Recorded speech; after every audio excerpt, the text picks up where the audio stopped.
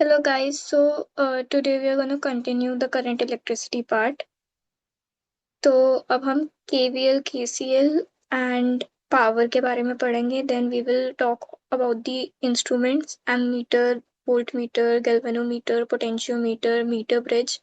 ये सब कुछ हमें आज की क्लास में कवर करना है. So let's get started. Kirchhoff current law. तो इसमें क्या होता है बेसिकली, क्या लिखा है देखो. Algebraic sum of current at any junction is always zero. मतलब अगर आप किसी जंक्शन पे, जंक्शन क्या होते हैं, जैसे हम कहते हैं ना चौराहा या टी पॉइंट टाइप, तो that is a junction, right. KCL is based on conservation of charge. ये कंजर्वेशन ऑफ चार्ज में बेस्ड है और इसे जंक्शन लॉ भी कहते हैं. अब बेसिकली ये होता क्या है देखो. ये डायग्राम के थ्रू समझो. ये I1 है, ठीक है. ये I2 है, ये पॉइंट है. I3 यहाँ पे जा रहा है और I4 यहाँ जा रहा है, ठीक है. तो ये अगर आप जूम करके देखोगे तो पिक्चर कुछ ऐसी सी बनेगी, राइट. अब देखो I1 और I2, इसे अगर आप इनकमिंग लोगे तो आपका I3 और I4 जो है वो आपका आउटगोइंग हो जाएगा. सो क्या बनता है, -I1, ठीक है. अगर आप इनकमिंग को नेगेटिव ले रहे हो तो -I1 -I2, ये दोनों इनकमिंग है. आउटगोइंग क्या है, I3 और I4. तो +I3 +I4 is equal to 0. तो ये लॉ कहते हैं कि किसी भी जंक्शन पे, जैसे एक पर्टिकुलर जंक्शन था, इधर 4 पॉइंट्स थे, इसका इनकमिंग और आउटगोइंग, मतलब जो इनकमिंग और आउटगोइंग का आप सबमिशन करोगे, जो एल्जेब्रिक सम होगा, that will come out to be 0. ठीक है. उसके बाद मैंने जो I1 I2 है इसको मैं इधर लेके, तो मेरा क्या बना, I1 + I2 is equal to I3 + I4. तो इसे एक और तरीके से बोल सकते हैं, या तो हम बोल सकते हैं कि जो एल्जेब्रिक सम होगा वो 0 होगा, या हम कह सकते हैं कि जो इनकमिंग करंट होगा that will be equal to the outgoing current. So ये होता है करंट लॉ. अब अगर हम वोल्टेज लॉ की बात करें, केवीएल जिसे कहते हैं शॉर्ट फॉर्म में, ये भी कंजर्वेशन ऑफ एनर्जी पे बेस्ड है, ऑब्वियस सी बात है. इसका जो नेट पोटेंशियल डिफरेंस होता है अक्रॉस अ क्लोज्ड लूप, मतलब आपको क्या करना पड़ेगा इस क्वेश्चन के अंदर, अगर आपको केवीएल लगा के सॉल्व करना है तो आपको एक पर्टिकुलर लूप लेना पड़ेगा, राइट. और उस लूप के अंदर आपको वोल्टेज, आपको ऐसे करना है कि लूप लोगे तो वोल्टेज आपकी 0 आएगी अक्रॉस द लूप. लूप के अंदर वोल्टेज 0 होती है. तो इस प्रिंसिपल पे ये बेस्ड होगा, ठीक है. आगे मैंने एक एग्जांपल भी लिए, दोनों तरीके से हम सॉल्व करके देखेंगे तो अच्छे तरीके से अंडरस्टैंडिंग बनेगी. बट उससे पहले हमें थोड़ा सा बैटरी के बारे में जानना पड़ेगा, राइट. तो देखो, आइडियल बैटरी कौन सी होती है, जिसका इंटरनल रेजिस्टेंस 0 होगा. मतलब अगर इंटरनल रेजिस्टेंस 0 है तभी तो वो अच्छे से करंट फ्लो कर पाएगा, जिसकी वजह से वो बैटरी और मतलब आइडियल कहलाई जाएगी. तो देखो, अब बैटरी अगर आप, वैसे तो दिखने में तो अलग होती है, बट अगर आप बनाओगे तो ऐसे बनेगी, जो हमारा लाइक डायग्राम में रिप्रेजेंटेशन होता है. तो देखो, ये नेगेटिव टर्मिनल है, ये पॉजिटिव टर्मिनल है.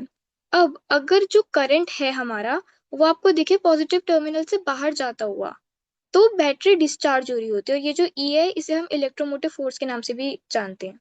वेयर एज अगर जो करंट है वो हमारा पॉजिटिव टर्मिनल, मतलब बैटरी के पॉजिटिव टर्मिनल के ऊपर, अगर वो टर्मिनल पे आ रहा हो, मतलब यहाँ से तो निकल रहा है, पॉजिटिव से बाहर निकल रहा है, यहाँ पे पॉजिटिव के अंदर घुस रहा है, अंदर घुस रहा है, तो ये बैटरी जो है ये चार्जिंग बैटरी होगी, ठीक है. इसमें बैटरी चार्ज हो रही है, इसमें डिस्चार्ज हो रही है.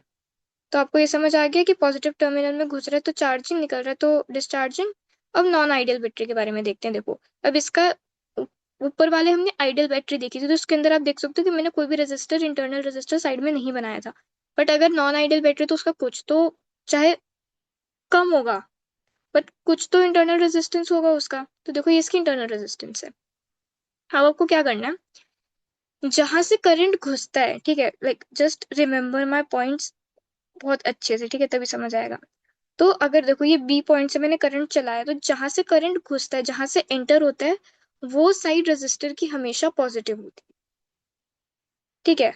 करंट जहां से जाएगा, करंट हमेशा हाई टू लो ट्रैवल करता है. इसका मतलब ये है कि रेजिस्टर की जहां से वो, जिस रेजिस्टर के अंदर जहां से वो एंटर होगा वो साइड हमेशा पॉजिटिव होगी, और जहां से निकलेगा वो नेगेटिव होगी. तो देखो, बी पॉइंट से करंट जा रहा है, अभी यहाँ पे एंटर हुआ, तो ये वाली साइड पॉजिटिव, ये वाली नेगेटिव. ये तो आपको रिप्रेजेंटेशन पता है अच्छे से बैटरी का, कि जो छोटी वाली लाइन होती है वो नेगेटिव टर्मिनल होती है, जो बड़ी वाली लाइन होती है वो पॉजिटिव टर्मिनल होती है. तो देखो, यहाँ पे जो पॉजिटिव टर्मिनल है उससे करंट बाहर निकल रहा है. बाहर निकलने का क्या मतलब है, डिस्चार्जिंग हो रही है। वेयर एज अब देखो मैंने ए के थ्रू करंट पहुंचाया, ठीक है, ए के थ्रू गया, पॉजिटिव चार्ज मतलब positive, sorry positive charge, positive terminal terminal के अंदर करंट घुस रहा है। अब पॉजिटिव के अंदर जब करंट घुसेगा तो उसको हम क्या कहेंगे कि चार्जिंग हो रही है। और देखो ये यहाँ पे ये पॉजिटिव, क्योंकि रेजिस्टर के अंदर ये इस तरफ से घुस रहा है, तो ये वाला पॉजिटिव हो जाएगा और बाकी नेगेटिव हो जाएगा। अब इसके अंदर आप L2R अगर मैं इसका वो लिखूं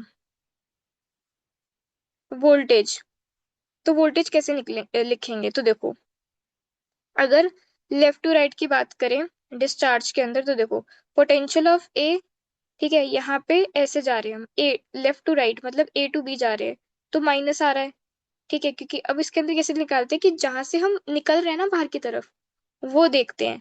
तो देखो यहाँ से हम वी पोटेंशियल ऑफ ए यहाँ पे हो जाएगा माइनस ऑफ ई, क्योंकि हम यहाँ से बाहर निकल रहे हैं, जो बाहर निकलेंगे वो वाला साइन लगाएंगे।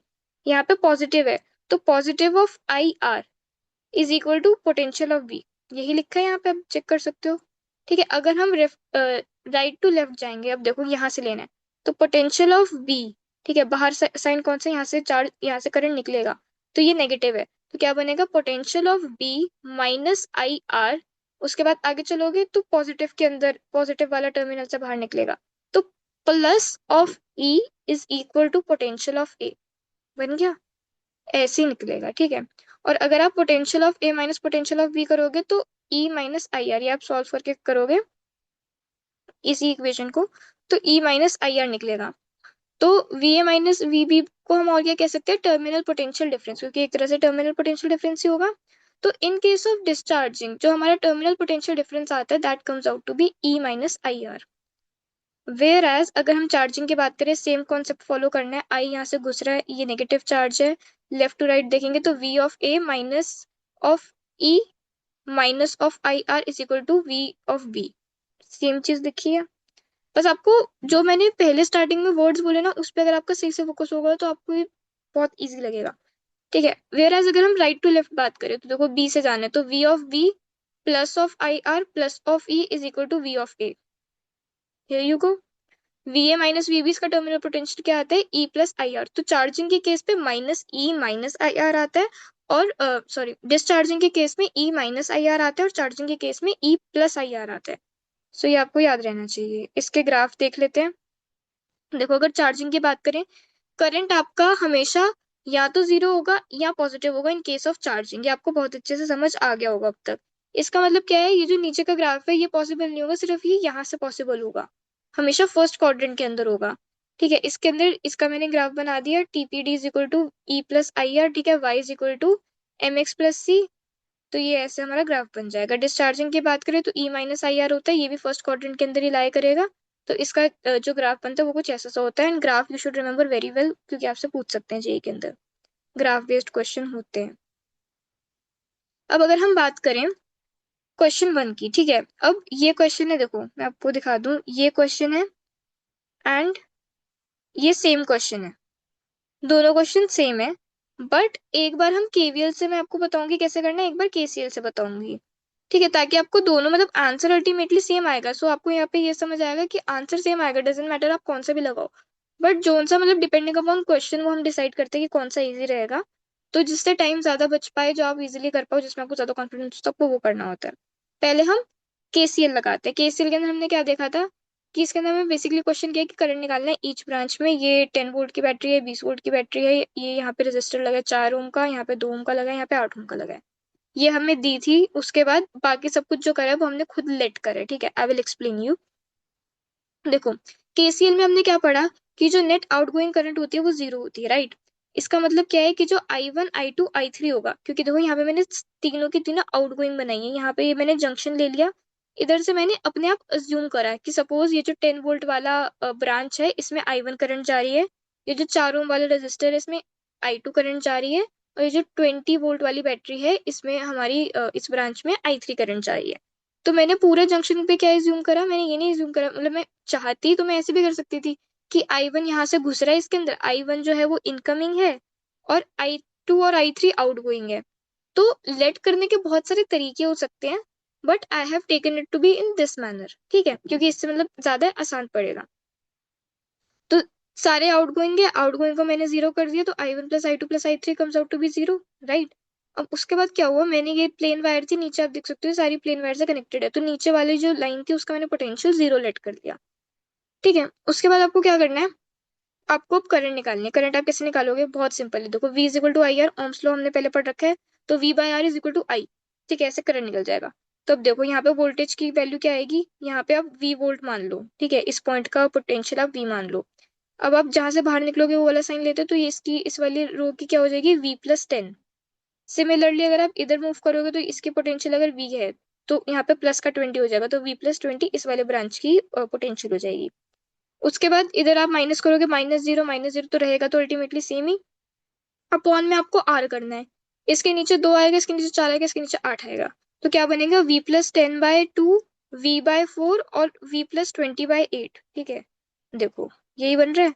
इसको आप अल्टीमेटली इसका एलसीएम लोगे, सॉल्व करोगे, तो आपका आंसर आता है 7V इज इक्वल टू -60।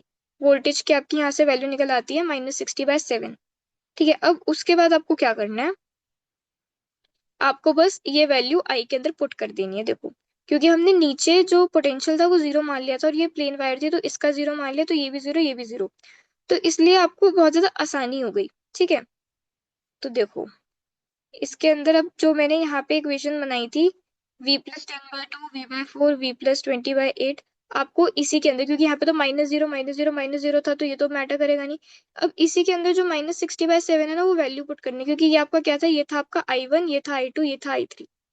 तो अब आपको समझ आ गया, आपने अब ये वैल्यू पुट करी, तो I1 की वैल्यू क्या आई, 5/7 एम्पियर, I2 की वैल्यू क्या आई, -15/7 एम्पियर, और I3 की वैल्यू क्या आई, 10/7 एम्पियर। अब आपको एक डाउट आना चाहिए कि मैंने आपको स्टार्टिंग में बोला था कि करंट नेगेटिव नहीं हो सकता, इसलिए उसका ग्राफ पॉजिटिव टर्मिनल में मतलब सॉरी फर्स्ट क्वाड्रेंट में होता है, बट यहाँ पे तो करंट नेगेटिव है, तो आपको ये डाउट आएगा। सो इसके अंदर क्या रहेगा, देखो I2 आपका आ रहा है -15/7 एम्पियर, तो इसका मतलब क्या है, यहाँ पे नेगेटिव का मतलब है कि हमने जो डायरेक्शन इसकी एज्यूम करी थी उसकी डायरेक्शन वो नहीं है, उसकी डायरेक्शन ऑपोजिट है। मतलब I1 यहाँ से सही जा रहा है, I3 यहाँ से सही जा रहा है, I2 इस डायरेक्शन में ना जाने के बजाय ऊपर की तरफ जाएगा, और तब उसकी मतलब तब उसकी वैल्यू 15/7 एम्पियर होगी। तो डायरेक्शन के अंदर जब आपका डायरेक्शन आप लेट करते हो और आपका कोई मतलब नेगेटिव में आता है, मतलब आपकी डायरेक्शन जो आपने इनिशियली एज्यूम करी है उसका ऑपोजिट कर देना है आपको। तो ये था फर्स्ट मेथड, जिससे आपने ये क्वेश्चन का करंट सॉल्व कर लिया हर एक ब्रांच में। अब हम मेथड 2 की बात करते हैं। मेथड 2 के अंदर मैंने क्या बताया था कि हम एक लूप एज्यूम करेंगे और लूप का जो पोटेंशियल है वो हम जीरो लेट मतलब जीरो ही होता है, ठीक है, तो हम जीरो ले लेंगे। अब क्या करना है, देखो ये सेम क्वेश्चन है, ठीक है, यहाँ पे 10 वोल्ट की बैटरी, 20 वोल्ट की बैटरी, 2 ओम का रेजिस्टर, 4 ओम का रेजिस्टर, 8 ओम का रेजिस्टर, ठीक है। थोड़ा छोटा डायग्राम बनाती हूँ मैं, तो थोड़ा समझ में नहीं आएगा, बट मैंने बड़ा कर दिया, राइट। अब देखो बहुत सिंपल है, लूप ए, ठीक है, लूप ए कैसे चलेगा, ऐसे चलेगा, ठीक है। मैंने आपको लाइक ये घड़ी कैसे चलती है, घड़ी ऐसे चलती है, ये क्लॉकवाइज है, ठीक है, क्लॉकवाइज हमने लूप लिया है, तो लूप ए क्या है, क्लॉकवाइज है। अब आपको क्या करना है, मैंने आपको सिखाया कि जहां से हम अंदर सॉरी जहां से हम बाहर निकलेंगे, जहां से हमारा करंट बाहर निकलेगा वो वाला हमें साइन लेना है, और हमें बस पोटेंशियल की वैल्यू लिख देनी है, दैट्स इट। और पोटेंशियल का जो भी, अब एक बार आपने का लूप कंप्लीट हो गया, आप वहीं पे पहुंच के जैसे आपने स्टार्ट करा था, तो आपको रुक जाना और इज इक्वल टू जीरो लिख देना है, दैट्स इट। देखो यहाँ से शुरू करते हैं, यहाँ से मेरा करंट निकला, ये करंट क्या है, I1 - I2, ये करंट आपको खुद लेट करना होगा, ठीक है। कैसे लेट करते हैं मैं बताती हूँ। सपोज ये मैंने स्टार्टिंग पॉइंट ले लिया, यहाँ से मैंने I1 करंट यहाँ पे भेजी, ठीक है। अब यहाँ पे दो है तो करंट दो हिस्सों में टूट जाएगी। अब हमें ये थोड़ी पता है कि इसका रेजिस्टेंस और इसका जो भी है वो सेम आ रहा है नहीं आ रहा, अगर सेम आ रहा है तो करंट आधी आधी होगी, बट अभी हमें पता थोड़ी है। तो हमने क्या करा, यहाँ पे मैंने I2 भेज दिया और यहाँ पे बच्ची करंट पहुंच जाएगी, तो I1 - I2, तो इस वाली ब्रांच में मैंने कितनी करंट भेज दी, I1 - I2। आप चाहते तो यहाँ पे I3 भी भेज सकते थे, बट उससे आपका क्या होगा, ध्यान से समझना, अगर आप यहाँ पे I3 भेज देते, I1 I2 I3, आप तीन करंट ले लेते जैसे हमने KCL में ली थी, तो आपको तीन इक्वेशन बनानी पड़ती। अभी तो हमारा दूसरा काम हो जाएगा, एक लूप मैंने ये ले लिया, एक लूप ये ले लिया, दो अननोन वेरिएबल है, दो इक्वेशन चाहिए सॉल्व करने के लिए। अगर आप यहाँ पे I3 ले लेते तो एक ये और एक आपको पूरी मतलब पूरा ये लूप लेना पड़ता, तो ये हो जाता। तो इससे आपका और कॉम्प्लिकेट हो जाता क्वेश्चन। तो यहाँ पे मैंने I1 माइनस I2 ऐसे आपने करंट, अब आपको करंट लेट करना भी आ गया होगा। अब देखो, यहाँ से मैंने शुरू करा लूप, ठीक है, लूप एक ही बात करेंगे, माइनस से हम बाहर निकल रहे तो क्या बना, -4 ब्रैकेट I1 माइनस I2, ठीक है, फिर ये I1 गया, यहाँ पे बाहर क्या था, नेगेटिव था, तो -2I1, ठीक है। अब आप यहाँ पे गए, यहाँ पे बाहर की तरफ क्या था, नेगेटिव था, तो -10, दोबारा से सेम चीज आएगी, जैसे दोबारा सेम चीज आएगी आएगी तो आपको इज इक्वल टू 0 लिख देना है। तो आप यहाँ पे चेक भी कर सकते हो, -4I1 minus I2 -2I1 -10 is equal to 0। ये आपकी पहली इक्वेशन आप सॉल्व करोगे ब्रैकेट ब्रैकेट, तो आपकी ये पहली इक्वेशन बन के आएगी, -3I1 +2I2 is equal to 5। ये आपकी पहली इक्वेशन आएगी। अब लूप बी की बात करें, लूप बी भी हमारा क्लॉकवाइज था, तो पहले मैं आपको ऊपर से बता देती हूँ कि क्या बनेगा, फिर हम नीचे जाके चेक कर लेंगे, ठीक है। देखो, अब लूप भी हमने ऐसे स्टार्ट करना है। तो देखो, प्लस का 20, ठीक है, प्लस का 20 माइनस का 8I2 एंड प्लस का 4I1 माइनस I2, प्लस का 20 माइनस का 8I2 प्लस का 4I1 माइनस I2, सही है। ठीक है, इसे भी आप सॉल्व करोगे, आपकी जो फाइनल इक्वेशन बनेगी that will be I1 minus 3I2 is equal to -5। अब दोनों के अंदर आप एलिमिनेशन मेथड, सब्स्टिट्यूशन कुछ भी लगा सकते हो, मैंने एलिमिनेशन लगाई, इसे मल्टीप्लाई बाय 3 कर दूंगी, तो हमारा I1 का कोफिशिएंट मैच कर जाएगा।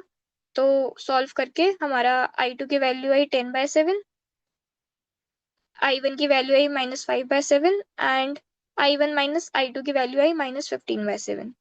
तो ऐसे करके हमने तीनों, मतलब उसके बाद एलिमिनेशन है, बेसिक मैथ से ही आप कर लोगे।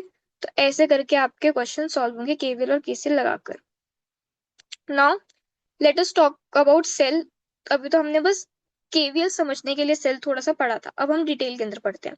सेल क्या होता है, देखो, ये ई इसका ईएमएफ होता है, ठीक है, इलेक्ट्रोमोटिव फोर्स, जो हमने पहले भी पढ़ा था फुल फॉर्म में। आर इसका इंटरनल रेजिस्टेंस है, वीए माइनस वीबी होता है टीपीडी, टर्मिनल पोटेंशियल डिफरेंस।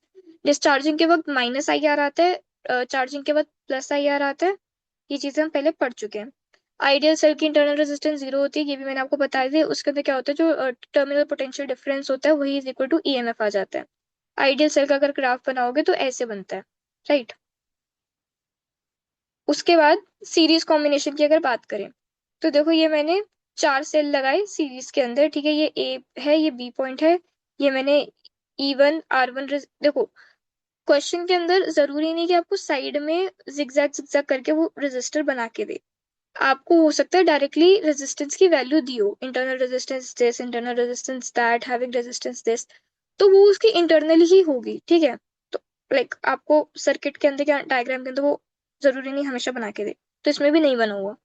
तो देखो, ये positive negative positive negative positive negative positive negative, B से हम ए की तरफ जा रहे हैं, ये E1 R1 है, ये E2 R2 है, E3 R3 है, E4 R4 है। अब सीरीज के अंदर आपको फॉर्मूला याद रखना है, ई इक्विवेलेंट का फॉर्मूला क्या होता है, E1 + E2 + E3 + E4। अगर सारे सेल आपके सेम है, ठीक है, मतलब सारे सेल आपके, मतलब सेम कैसे बताऊं, सेम का मतलब है कि मतलब एक ही कॉम्बिनेशन में लगे हैं, ठीक है, इसमें से कोई भी सेल उल्टा नहीं है। सपोज ये इसका पहले नेगेटिव आ रहा है फिर पॉजिटिव आ रहा है, तो इसका भी पहले नेगेटिव और पॉजिटिव ही आ रहा है, मतलब कैसे समझो कि पोलैरिटी सेम है। अगर मैं इसको रिवर्स कर दूं, मतलब ये E4 वाले सेल को अगर मैं रिवर्स कर दूं, तो हमारा जो ई इक्विवेलेंट होगा वो बदल जाएगा, तो अच्छे से सुनना है, ठीक है। तो ई इक्विवेलेंट अगर सब कुछ तो सेम है, तो E1 E2 + E3 + E4 ये बन गया। आर इक्विवेलेंट जो हमने अभी ऊपर फॉर्मूला, मतलब जब हम रेजिस्टर, कॉम्बिनेशन ऑफ रेजिस्टर की बात कर रहे थे, तो जो हमने सीरीज का फॉर्मूला पढ़ा था, R1 + R2 + R3 + R4, तो ये वही ही आएगा, राइट। अब आगे की बात करें कि बिहेविंग डिफरेंटली का मतलब क्या है, देखो मैं जो कह रही थी आपको कि अगर मैं एक जो वो है बैटरी, मतलब एक जो सेल है, उसको अगर मैं रिवर्स कर दूं तो चेंज हो जाएगा। कैसे चेंज हो जाएगा, देखो यहाँ पे क्या, ई इक्विवेलेंट का फॉर्मूला, देखो आर तो सेम ही रहेगा, रेजिस्टेंस के जो तुमने पहले फॉर्मूला पढ़े वही है, are equivalent R1 + R2 + R3। और जो ई इक्विवेलेंट है, तो जो रिवर्स पोलैरिटी का होगा ना, उसका आप नेगेटिव चार्ज ले लोगे। देखो दो तरीके से हो सकते हैं, या तो आप ले लो -E1 -E2 + E3, ठीक है, एक तो ये तरीका हो सकता है, या आप ले लो E1 + E2 -E3, ठीक है, तो साइन रिवर्स कर देना पड़ेगा आपको एक का। अब अगर आपका ई इक्विवेलेंट पॉजिटिव आया, क्योंकि मैंने यहाँ पे माइनस का E3 लिया है, अगर ये आपका पॉजिटिव आया तो जो आपका ई इक्विवेलेंट सेल बनेगा वो वैसा बनेगा जैसा आपका E1 और E2 जिस टर्मिनल के अंदर है, मतलब पहले पॉजिटिव फिर नेगेटिव और ऐसे, ठीक है, पहले पॉजिटिव फिर नेगेटिव। वेयर एज अगर ये नेगेटिव आया, ठीक है, E3 की वैल्यू E1 प्लस E2 के समेशन से ज्यादा हुई तब ये नेगेटिव होगा, तो बिहेव इसकी E3 वाले की तरह करेगा, मतलब पहले नेगेटिव आएगा फिर पॉजिटिव आएगा, देखो पहले नेगेटिव फिर पॉजिटिव। सो ऐसे हमें पता चलेगा। अब एक क्वेश्चन है, ठीक है, a cell of EMF E when connected to resistor of 4 ohm and 9 ohm current in circuit are 2 ampere and 1 ampere respectively, find the internal resistance। देखो ये एक सर्किट है, ये इसका EMF E है, ये इसका इंटरनल रेजिस्टेंस है, ये इसका एक्सटर्नल रेजिस्टेंस है। करंट कैसे निकालते हैं, V बाय R करके। तो यहाँ पे V क्या है, EMF इसका V हो जाएगा, और R आपको क्या सीरीज में लगा हुआ है, देखो सीरीज में है, तो small r plus capital R। तो ऐसे करके आपको फॉर्मूला मिल जाएगा। तो इससे अब आप दो इक्वेशन बनाओगे, देखो एक तो जब 4 ओम है तो 2 एम्पियर आ रहा है, और 1 ओम है, मतलब 9 ओम है तो 1 एम्पियर आ रहा है। तो इक्वेशन क्या बनेगी, देखो यहीं से देखो, नीचे तो ऑब्वियसली मैंने लिख रखी होगी बट आप यहाँ से भी समझ सकते हो, देखो वेट, हाँ देखो 4 ओम जो है वो एक्सटर्नल रेजिस्टेंस की वैल्यू, और हमें इंटरनल रेजिस्टेंस पूछा है, तो क्या होगा value, E is equal to 2 4 plus R, ठीक है। उसके बाद सेकंड इक्वेशन क्या बनेगी, E is equal to 1 bracket 9 plus small r, ठीक है। तो ये आपकी इक्वेशंस बनेगी, तो देखो E is equal to 2 4 plus R, E is equal to 1 9 plus R, दोनों को आप सॉल्व कर लोगे क्योंकि EMF तो सेम ही रहेगा, राइट। तो आपका रेजिस्टेंस की वैल्यू आती है 1 ओम, ठीक है। इससे आप EMF भी निकाल सकते हो, तो स्मॉल r की वैल्यू अगर आप E के अंदर पुट कर दोगे तो आपको 10 वोल्ट आंसर मिलेगा। सो ऐसे सिंपल क्वेश्चंस होते हैं, सॉल्व हो जाएंगे। नाउ नोट, अगर n आइडेंटिकल सेल है EMF के और उसकी इंटरनल रेजिस्टेंस R है और सीरीज में है, तो उनका इक्विवेलेंट EMF क्या होता है, n नंबर ऑफ जो भी सेल है इनटू E, और इक्विवेलेंट रेजिस्टेंस NR होता है। अगर कोई एक सेल है जो रिवर्स पोलैरिटी का है, तो जो इक्विवेलेंट EMF होती है वो 9 n-2 E बन जाती है, और इक्विवेलेंट रेजिस्टेंस NR ही रहता है, ठीक है। क्योंकि मतलब अगर आप एक की पोलैरिटी बदलोगे ना तो दो सेल इफेक्ट होंगे। तो सपोज देखो ये आपका फॉर्मूला बना, तो अगर आपके पास 10, आपके पास n सेल है और 10 सेल उसमें से रिवर्स हो गए, तो आपका फॉर्मूला क्या बनेगा, E-20E, तो 20 खराब होंगे, ठीक है। ऐसे आप समझ गए।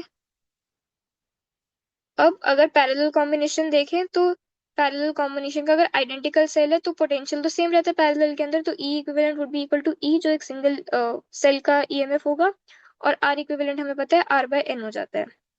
पर अगर अलग अलग E और अलग अलग R है तो कैसे निकालेंगे, तो R इक्विवेलेंट का फॉर्मूला तो सेम रहता है, 1/R equivalent is equal to R1 plus R2 plus R 1/R1 plus 1/R2 plus 1/R3 so on, ठीक है।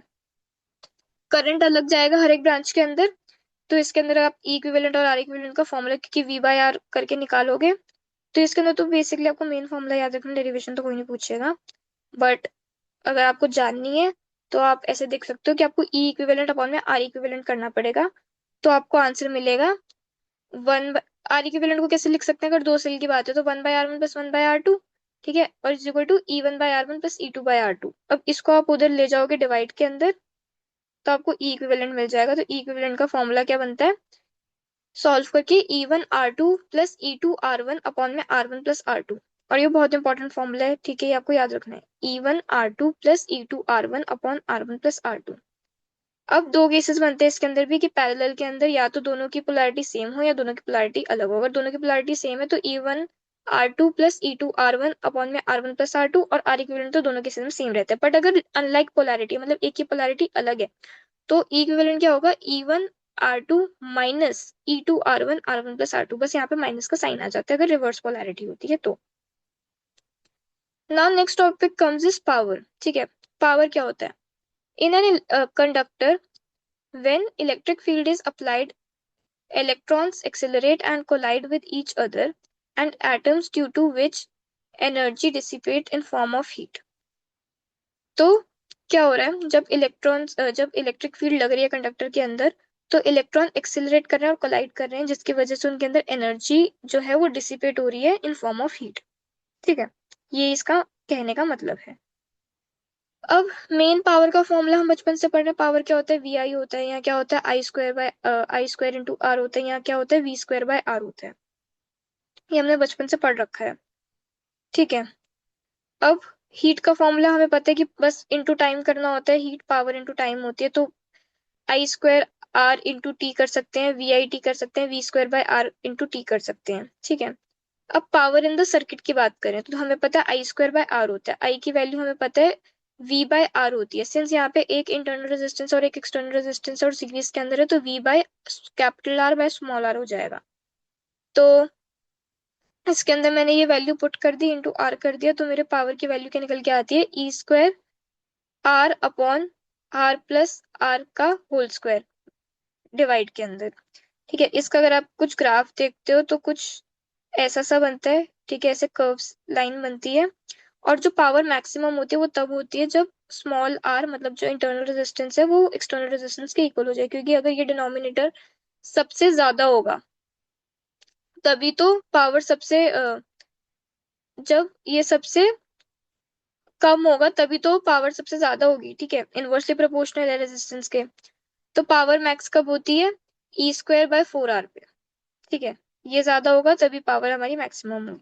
तो पावर मैक्सिमम हो गया E square by four are, ये फॉर्मूला आपको याद रखना है, फोर आर स्क्वायर। ठीक है, आर स्क्वायर भी है। नाउ अब अगर हम बल्ब की बात करें तो यूजुअली जो हमारे घरों में बल्ब होता है वो 220 वोल्ट उसकी रेटेड वोल्टेज होती है, उसके यहाँ पे मतलब लिखा हुआ होता है, एंड 100 वॉट उसकी रेटेड पावर होती है। तो जो पावर की यूनिट होती है वो वॉट होती है, और एक हॉर्स पावर होती है, एक हॉर्स पावर होता है 746 वॉट के इक्वल। ठीक है, कन्वर्जन के अंदर काम आ सकता है। ना अगर आपको किसी भी बल्ब का रेजिस्टेंस निकालना है तो आप कैसे निकालते हो, आप निकालते हो वी रेटेड का स्क्वायर अपॉन में पी रेटेड। ठीक है, वी रेटेड मतलब वोल्टेज, जो रेटेड वोल्टेज है उसका स्क्वायर अपॉन में पावर रेटेड से डिवाइड करना है, राइट। अब जो ब्राइटनेस है वो डायरेक्टली प्रोपोर्शनल होती है पावर कंज्यूम के। ठीक है, जितनी पावर उसने कंज्यूम करी उसके डायरेक्टली प्रोपोर्शनल होती है। अब सीरीज कॉम्बिनेशन की अगर बात करें तो हमें पता है कि सीरीज के अंदर जो करंट होता है वो सेम होता है। तो पी कैसे लिखोगे आप, पावर इज इक्वल टू क्या होता है, आई स्क्वायर बाय आर होता है। तो आई स्क्वायर आर की वैल्यू भी हमने पढ़ा, वी स्क्वायर का रेटेड बाय पी रेटेड, तो वी स्क्वायर का रेटेड बाय पी रेटेड। ठीक है, अब इसके बारे में जो इंपॉर्टेंट चीज है वो ये है कि ये देखो, जो ब्राइटनेस है वो डायरेक्टली प्रोपोर्शनल है पावर कंज्यूम के। ठीक है, ये बात हमें पता है, हमने ऊपर देखी अभी। और जो पावर कंज्यूम है वो इनवर्सली प्रोपोर्शनल है पी रेटेड के इस पर्टिकुलर फॉर्मूला के अंदर। तो कभी अगर आपसे पूछा जाए कि मैंने सपोज, कैसे पूछा जाएगा देखो, I will try to frame a question here. Suppose आपसे पूछा जाए कि हम्म, मैंने दो बल्ब लिए हैं। ठीक है, एक मैंने 100 वॉट का लिया है, एक मैंने 150 वॉट का लिया है। ठीक है, दोनों को मैंने सीरीज में लगाया है। अब आप मुझे ये बताओ, मैं रेटेड पावर बता रही हूँ। ठीक है, 100 और 150 रेटेड पावर है। अब आप मुझे ये बताओ कि जो ब्राइटनेस है, मैंने दोनों के में सेम सीरीज करंट लगा दिया, सेम करंट जा रही है दोनों के अंदर, में से ब्राइटनेस किस पे ज्यादा आएगी।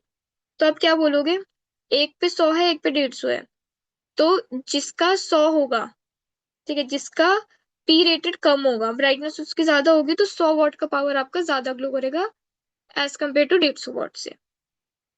अब सिमिलरली अगर हम पैरेलल बल्ब का कॉम्बिनेशन देखें तो इसके अंदर वोल्टेज सेम होती है, पी कैसे लिख सकते हो आप, वी स्क्वायर बाय आर वाला फॉर्मूला लगेगा। ठीक है, आर को आपने क्या लिखा था, वी स्क्वायर का रेटेड बाय पी रेटेड, ये आपने यहाँ लिख दिया। अब इसके अंदर जो ब्राइटनेस होती है वो डायरेक्टली प्रोपोर्शनल होती है पावर कंज्यूम के, और डायरेक्टली प्रोपोर्शनल होती है पी रेटेड के। तो इसमें अगर मैंने 100 वोट और 150 वोट का आपको बल्ब दिया और दोनों को पैरेलल में लगा दिया, मैंने पूछा कौन सा ज्यादा ग्लो करेगा, तो इसमें आपको बोलना है 150 वॉट का ज्यादा ग्लो करेगा, राइट। अब let's move on to the instrument part. तो इंस्ट्रूमेंट पार्ट में सबसे पहले हम बात करते हैं गैल्वेनोमीटर की। गैल्वेनोमीटर क्या होता है, इसे ऐसे जी से लिखा हुआ होता है। इसे करंट डिटेक्ट करने के लिए यूज करते हैं। डिटेक्ट और मेजर दो अलग अलग चीजें होती है। डिटेक्ट का मतलब क्या है कि मैंने सर्किट के अंदर गैल्वेनोमीटर अटैच कर रखा है, उसमें से करंट जा रही है, तो जो उसकी सुई है वो हिलेगी, बट वो मुझे ये नहीं बताएगी कि कितनी करंट जा रही है, वो अगर हिली तो उससे सिर्फ मुझे इतना इंडिकेशन मिलेगा कि हाँ मेरा सर्किट वर्क कर रहा है, इसमें करंट फ्लो कर रही है, मेरा सर्किट कंप्लीट है। So that's are two different thing. ठीक है, गैल्वेनोमीटर हमेशा सीरीज में कनेक्ट करते हैं। तो ये मैंने एक सर्किट बना दिया आपके एग्जाम्पल के लिए। ठीक है, ये बैटरी है, ये इसका इंटरनल रेजिस्टेंस है, ये एक गैल्वेनोमीटर से कनेक्टेड है सीरीज के अंदर। गैल्वेनोमीटर का रेजिस्टेंस को हमने आरजी नाम दिया और करंट आईजी के नाम से हमने बोला। तो इसके अंदर जो आपको आईजी करंट आपको पूछा जाएगा कि गैल्वेनोमीटर से कितनी करंट पास कर रही है, तो आप कैसे निकालोगे? तो आप लिखोगे ई, ठीक है, वी बाय आर ही करना है। तो सीरीज के अंदर है, यहाँ पे वी क्या हो जाएगा, ई हो जाएगा, ईएमएफ, इलेक्ट्रोमोटिव फोर्स। और आर क्या है, सीरीज के अंदर है तो आर प्लस आर जी। जो आइडियल गैल्वेनोमीटर या एमीटर होते हैं उनकी रेजिस्टेंस जीरो मानी जाती है, बट एक्चुअली में वो होता नहीं है। आइडियल बहुत कम चीजें होती हैं वर्ल्ड में। नाउ एमीटर की अगर बात करें तो it is use to measure current. इसे हमें पता चलेगा, ठीक है, मैंने सर्किट के अंदर एमीटर लगाया तो मुझे बताएगा कि इस पर्टिकुलर ब्रांच पे आपने कितनी करंट भेज रहे हो। ये भी सीरीज में कनेक्ट होता है। गैल्वेनोमीटर को भी आप एमीटर में कन्वर्ट कर सकते हो अगर आप शंट लगा दो पैरेलल, शंट रेजिस्टर लगा दो पैरेलल में गैल्वेनोमीटर के। ठीक है, तो ये कन्वर्जन होता है। कैसे होता है, देखो ये ए बी है, ठीक है, यहाँ पे मैंने गैल्वेनोमीटर लगा रखा है, गैल्वेनोमीटर की रेजिस्टेंस है आर जी, ये आई जी करंट जा रहा है। अब इसके अंदर मैंने क्या करा है, टोटल करंट आई था, यहाँ पे आई जी चला गया, यहाँ पे कुछ करंट जाएगा, तो ये जाएगा आई माइनस आई जी। ठीक है, और ये मैंने शंट का रेजिस्टेंस लगा दिया बीच में। तो अब ए और बी का पोटेंशियल तो सेम रहेगा, तो वी ए बी का पोटेंशियल मैंने सेम कर दिया। तो इधर क्या बना, I G R G is equal to S into के अंदर आई माइनस आई जी। ठीक है, यही लिखा है। इससे आपको शंट की वैल्यू मिल जाएगी I G R G upon I minus I G. Ideal resistance की जो आइडियल एमीटर की रेजिस्टेंस होती है वो भी जीरो मानी जाती है। ठीक है, ये जो लास्ट के फॉर्मूले हैं जैसे I G is equal to E upon में आर प्लस आर जी, और जो मैंने ये वाला फॉर्मूला भी डिराइव करा S is equal to I G R G upon में आई माइनस आई जी, ये सारे आपको याद रखने हैं। Now we will talk about voltmeter. So ये पैरेलल के अंदर लगता है अक्रॉस ब्रांच। ठीक है, resistor of ideal volt meter, resistance infinity होती है वोल्ट मीटर की, और it is use to measure potential difference. Potential difference measure करने के काम आता है। तो देखो ये मैंने ईएमएफ बैटरी ली, यहाँ से करंट जा रहा है, दो रेजिस्टर लगाए मैंने R1 R2, और ये वोल्ट मीटर है। तो जो रीडिंग देगा वोल्ट मीटर वो सिर्फ इसके अक्रॉस देगा, मतलब जो IR1 है इसको अगर आप मल्टीप्लाई कर दोगे तो आपको रीडिंग अक्रॉस वोल्ट मीटर पता चल जाएगी। ये मैंने यहाँ पे लिखा है। अब गैल्वेनोमीटर को आप वोल्ट मीटर में भी कन्वर्ट कर सकते हो। तो गैल्वेनोमीटर को वोल्ट मीटर में कैसे कन्वर्ट करना है, a high resistance is added in the series with volt meter. तो इसमें जैसे हमने शंट पैरेलल में लगाया था, इसमें आपको सीरीज में लगाना होता है। तो इससे आपको रेंज ऑफ वोल्ट मीटर अगर कभी भी पूछा जाए तो उसका फॉर्मूला होता है आई जी, जो करंट फ्लो कर रही है, इनटू के अंदर आर जी प्लस आर। ठीक है, ये आपका बेसिकली वोल्टेज का ही फॉर्मूला है, V is equal to I R. इसके अंदर ये सीरीज में था तो आर जी प्लस आर हो गया, और करंट फ्लो कर रही है I G. Now we will talk about meter bridge. Meter bridge का क्या सीन है, जैसे हमने व्हीटस्टोन ब्रिज पढ़ा ना, बस अब ये एक एप्लीकेशन है। ठीक है, कि व्हीटस्टोन ब्रिज एक्चुअली में लगता कैसे है, कैसे होता है। तो इवन दो मेरा डायग्राम बहुत गंदा बना है, बट ओके। तो बेस्ड ऑन व्हीटस्टोन ब्रिज इससे आपको अननोन रेजिस्टेंस पता चलती है। ठीक है, आर एच क्या है, आर एच आपको आप रियोस्टेट बोलते हो, वेरिएबल रेजिस्टेंस बोलते हो। नल पॉइंट क्या होता है, नल पॉइंट होता है when there is no deflection, मतलब डिफ्लेक्शन आपकी जीरो, मतलब जो आपको वो दे रखा है, गैल्वेनोमीटर दे रखा है, उसके अंदर आपका जो निडल है वो जीरो पे आके रुक जाए, so that is null point. J से आपका जॉकी है यहाँ पे। ठीक है, जॉकी एक बेसिकली डिवाइस होता है जिसे उस तार पे ऐसे से करना होता है। ठीक है, और एल नॉट क्या है, हमारी बैलेंसिंग लेंथ है। और जो ए बी है वो मीटर ब्रिज है, मीटर ब्रिज की जो लेंथ होती है वो 1 मीटर होती है या 100 सेंटीमीटर होती है।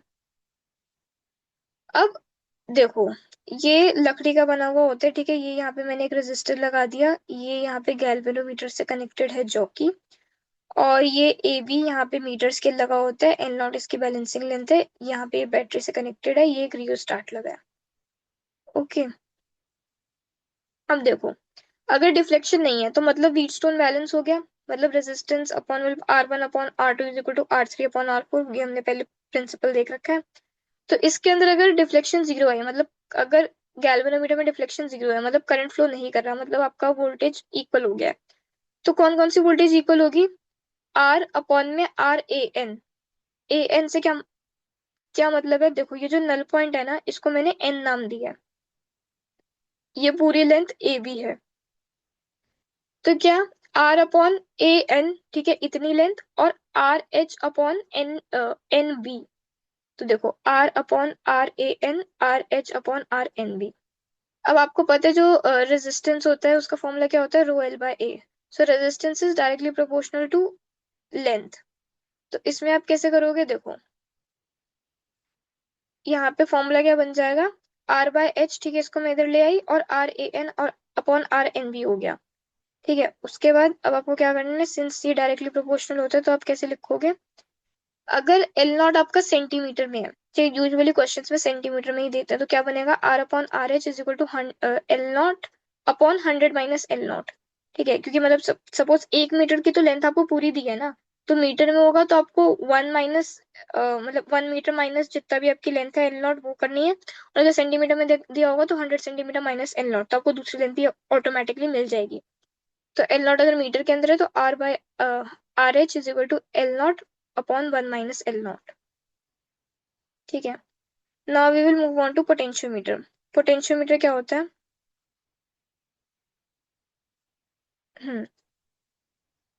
Any unknown potential difference is balanced on known potential difference. इसके अंदर आप वोल्टेज को जब आप बैलेंस कर लो उसको पोटेंशियोमीटर कहते हैं, which is uniformly distributed over the entire wire. तो जो आपकी पूरी वायर है ना उसके अक्रॉस जो पोटेंशियल डिस्ट्रीब्यूशन है वो इक्वल होना चाहिए, वो इक्वल नहीं होना चाहिए। अगर आप उसे बैलेंस करके एक अननोन पोटेंशियल डिफरेंस निकाल पाओ, सो दैट इज पोटेंशियोमीटर। पोटेंशियोमीटर कोई भी करंट ड्रॉ नहीं करता है सर्किट से, इसलिए जितने भी इंस्ट्रूमेंट हमने पढ़े उसमें से सबसे ज्यादा प्रेफरेबल पोटेंशियोमीटर ही होता है।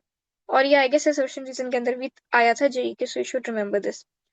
Now application of potentiometer to measure potential difference across resistance, to find EMF of cell, comparison of two EMF E1 by E2 इसके लिए भी काम आ सकता है, and to find out the internal resistance of primary cell। ठीक है, इन चीजों के लिए काम आ सकता है। और किसके लिए आ सकता है, कंपैरिजन ऑफ टू रेजिस्टेंस, अगर आपको दो रेजिस्टेंस की कंपैरिजन करनी हो तो पोटेंशियोमीटर काम आता है। To find current in the given circuit, अगर आपको करंट देखनी है तो उसके लिए भी काम आता है। अब पोटेंशियोमीटर कैसे वर्क करते हैं उसके लिए हमें पोटेंशियल ग्रेडियंट जानना जरूरी है। पोटेंशियल ग्रेडियंट क्या होता है, it is basically potential difference per unit length. जैसे हमने करंट डेंसिटी पढ़ी, current per unit area, potential gradient क्या है, potential difference per unit length. ठीक है, potential meter of the wire should be uniform. ठीक है, ताकि रेजिस्टेंस यूनिफॉर्म रहे अगर आपको कभी भी वो करना है। ठीक है, अब ये मैंने सर्किट बनाया, जो आर एच है वो रियोस्टैट है, रेजिस्टेंस ऑफ रियोस्टैट। आर क्या है, internal resistance of cell. E क्या है, EMF of cell, primary cell हमने लिया है। एल क्या है, length of potentiometer wire, and R क्या है, रेजिस्टेंस ऑफ पोटेंशियोमीटर वायर। तो अगर आपको पोटेंशियल ग्रेडियंट चाहिए, उसको मैंने एक्स से डिनोट करा, तो आपको क्या करना पड़ेगा, potential of A B upon में एल। ठीक है, ए बी ये पूरा लेंथ है। तो अब पोटेंशियल कैसे निकालते हैं, V is equal to I R होता है, तो आई इंटू आर करना पड़ेगा। अब आई आर के लिए आर तो मेरे को मिल जाएगा, ठीक है, आर तो जो इसकी रेजिस्टेंस ऑफ पोटेंशियोमीटर वायर है ये तो वही रहेगी, बट आई कैसे निकलेगा, तो आप क्या करोगे, वी अपॉन आर कर दोगे इसके लिए। तो देखो वी के अंदर तो थोड़ा सा ऊपर करना पड़ेगा ताकि सर्किट दिखे। वी के अंदर तो यहाँ पे ईएमएफ आ जाएगा। ठीक है, तो ई अपॉन, अब आप रेजिस्टेंस देखो कितने हैं, एक तो आर है, एक आर एच है, और एक कैपिटल आर है। तो क्या बना, और तीनों सीरीज के अंदर है। ठीक है, ये रियोस्टैट इवन तो यू कैन, ये मतलब वेरिएबल रेजिस्टेंस होते हैं तो उसका फॉर्मूला ऐसा होता है, फॉर्मूला नहीं सॉरी, उसका डिनोशन या उससे सिंबल ऐसा होता है कि बीच में से ऐसे कट करना होता है, but this is nothing like a parallel combination, this is in series only. तो सीरीज के अंदर है तो रेजिस्टेंस सारी ऐड हो जाएंगी, तो E upon R plus R H plus R into में आर बाय एल। ठीक है, तो ये आपका पोटेंशियल ग्रेडियंट का फॉर्मूला होता है। अब और कुछ इंपॉर्टेंट चीजें, पोटेंशियल ग्रेडियंट क्या होता है, बेसिकली हमें हमारी मेजर करते हैं सेंसिटिविटी ऑफ पोटेंशियोमीटर की, जो हमारा पोटेंशियोमीटर है वो कितना सेंसिटिव है, वो कितने अच्छे से, मतलब सेंसिटिविटी क्या होती है किसी चीज की, कि आप कितनी अच्छी से वो चीज मेजर कर पा रहे हो। ठीक है, मतलब कितना उसका स्मॉलेस्ट यूनिट है जिसके अंदर आप उसकी एक तरह से मेजरमेंट कर पा रहे हो, राइट। तो अगर आपका पोटेंशियल ग्रेडियंट बढ़ रहा है मतलब आपकी सेंसिटिविटी कम है। ठीक है, और अगर पोटेंशियल ग्रेडियंट आपका गिर रहा है तो मतलब सेंसिटिविटी उतनी ही ज्यादा मिलेगी। तो इससे क्या पता चला कि जो पोटेंशियल ग्रेडियंट है वो इनवर्सली प्रोपोर्शनल है सेंसिटिविटी के। अब अगर आपको सेंसिटिविटी बढ़ानी है तो आप पे तीन ऑप्शन होते हैं, या तो आप आर एच को बढ़ा दो। देखो अब अगर आप ऊपर देखो, ठीक है, आर एच को बढ़ाओगे तो ये पूरी टर्म डिक्रीज हो जाएगी, मतलब जो आपकी पोटेंशियल ग्रेडियंट है वो डिक्रीज हो जाएगा, पोटेंशियल ग्रेडियंट डिक्रीज हो जाएगा तो सेंसिटिविटी इंक्रीज हो जाएगी, राइट। अब करंट इन प्राइमरी सर्किट आपको गिराना पड़ेगा, करंट अगर आप प्राइमरी सर्किट में गिराओगे, मतलब ये पूरी टर्म अगर आप कम कर दोगे तो भी आपको पोटेंशियल ग्रेडियंट कम होगा, पोटेंशियल ग्रेडियंट कम होगा तो सेंसिटिविटी बढ़ेगी। तीसरी चीज क्या है कि आप लेंथ को इंक्रीज कर दो, ठीक है, अगर आप लेंथ को इंक्रीज करोगे, ये वाला फॉर्मूला देखो, लेंथ डिनोमिनेटर में लेंथ को इंक्रीज करोगे तो पोटेंशियल ग्रेडियंट जो है वो आपका कम होगा, पोटेंशियल ग्रेडियंट कम होगा तो अगेंस्ट सेंसिटिविटी इंक्रीज होगी। तो ये बेसिकली आप प्रोपोर्शनैलिटी के बेसिस पे समझ सकते हो। If balance length for unknown potential difference increases then sensitivity also increases, ठीक है, मतलब अगर बैलेंस लेंथ आपका एल इंक्रीज कर रहा है या एल नॉट इंक्रीज कर रहा है तो आपकी सेंसिटिविटी इंक्रीज करती है। अब आपको किसी भी सेल का अगर ईएमएफ निकालना है तो आप क्या करोगे, देखो ये मैंने एक सेल बनाया, ठीक है, ये इसकी ईएमएफ है ई1, ठीक है, और ये गैल्वेनोमीटर है, ये P Q A M L not इसकी बैलेंसिंग लेंथ है। तो हमने अभी पोटेंशियल ग्रेडियंट का मामला क्या पढ़ा कि x is equal to V A B upon में एल, ठीक है। अब आपको ईएमएफ निकालना है तो v आप एक तरफ करोगे, यहाँ पे v पी क्यू क्या होगा, ई1 है, तो ई1 upon L is equal to X, इसको ऊपर मल्टीप्लाई में ले गई मैं, तो x into L not is equal to ई1, तो इससे आपको ईएमएफ मिल जाएगा पी क्यू के अंदर जो सेल लगा है उसका, जिसके अंदर एल नॉट आपकी बैलेंसिंग लेंथ है। तो ऐसे करके आपके यही फॉर्मूले से क्वेश्चन सॉल्व होंगे। And that's all for today, thank you.